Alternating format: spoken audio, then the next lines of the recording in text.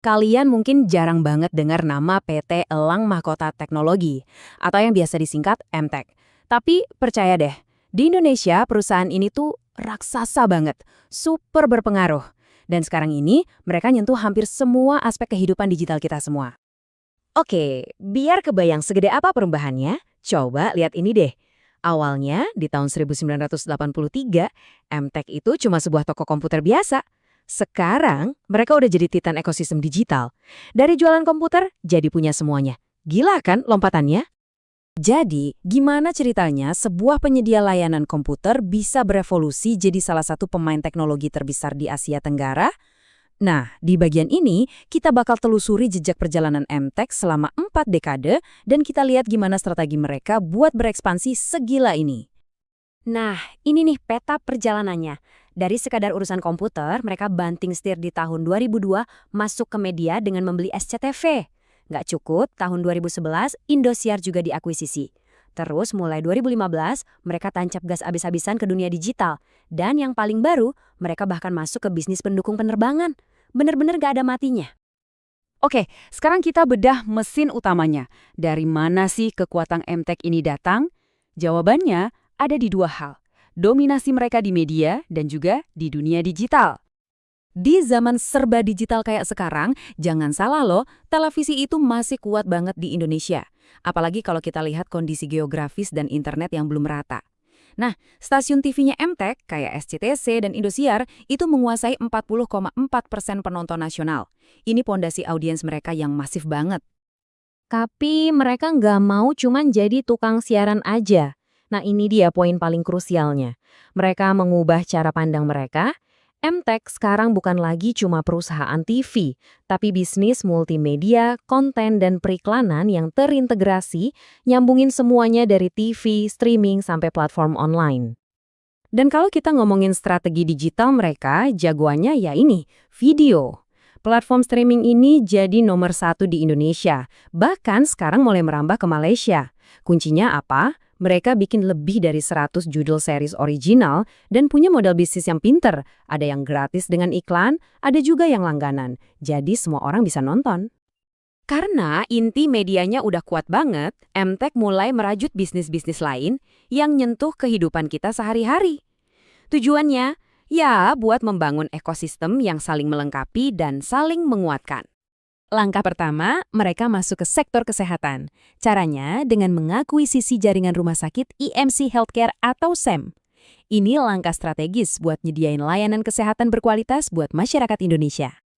Dari darat, mereka terbang ke udara. Lewat PT Kardik Aero Services, mereka nyediain layanan ground handling di bandara, logistik kargo, sampai catering pesawat. Infrastruktur vital negara pun mereka pegang. Dan akhirnya, tentu aja, mereka masuk ke dompet kita. Dompet digital maksudnya. Lewat investasi di Bukalapak, Bank Digital Superbank, sampai Grab, mereka ada di hampir setiap transaksi digital yang kita lakukan. Oke, jadi ada bisnis media, rumah sakit, logistik, keuangan, terus gimana cara nyambungin semua ini? Jawabannya cuma 2 kata teman-teman, sinergi dan teknologi. Ini bukan cuma sekumpulan perusahaan, tapi mesin raksasa yang dirancang buat kerja bareng. Ini bukan asumsi loh, ini kutipan langsung dari pimpinan perusahaannya sendiri. Jadi, sinergi antar grup itu udah jadi DNA-nya MTech. Itulah cara mereka menghubungkan semua bisnisnya dan tetap dominan di pasar. Biar lebih kebayang, begini cara kerjanya. Kalian lagi asyik nonton SCTV, muncul iklan Bukalapak. Terus, karena kalian nasabah Superbank, kalian bisa dapat konten eksklusif di video. Pas pesen barang, diantarnya pakai Grab, semuanya nyambung dalam satu jaring yang kuat banget.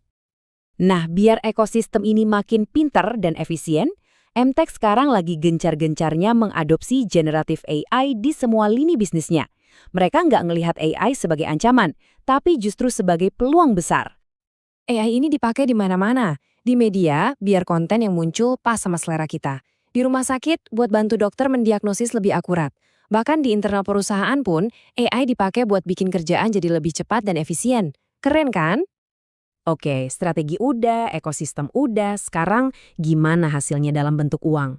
Yuk kita lihat gimana cara mereka bermain lewat investasi cerdas di raksasa-raksasa teknologi lainnya. Coba lihat angka ini, 1,17 triliun rupiah. Duit segitu banyaknya mereka tanamkan buat nambah kepemilikan saham di Bukalapak. Ini bukti kalau mereka serius banget dan punya komitmen jangka panjang di ekonomi digital.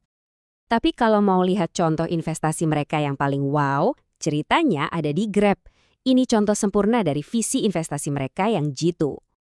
Di awal 2025, Emtek menjual sebagian kecil saham Grab mereka. Dan keuntungannya, gila 2,5 triliun rupiah. Untung super besar dari 1 kali transaksi aja. Nah, poin pentingnya, ini bukan cuma keuntungan sesaat. Mereka tuh masih pegang saham Grab senilai hampir 4 triliun rupiah. Jadi ini kayak mesin uang yang nilainya berpotensi terus naik dan masih terus jalan buat mereka. Ini dia pertanyaan besarnya buat masa depan Emtek. Mereka udah berhasil membangun sebuah kerajaan yang luar biasa. Tapi di dunia di mana teknologi berubah setiap hari, tantangan terbesarnya adalah apa mereka bisa terus beradaptasi dan mempertahankan dominasinya. Sebuah pertanyaan yang bakal jadi penentu nasib raksasa ini di dekade berikutnya.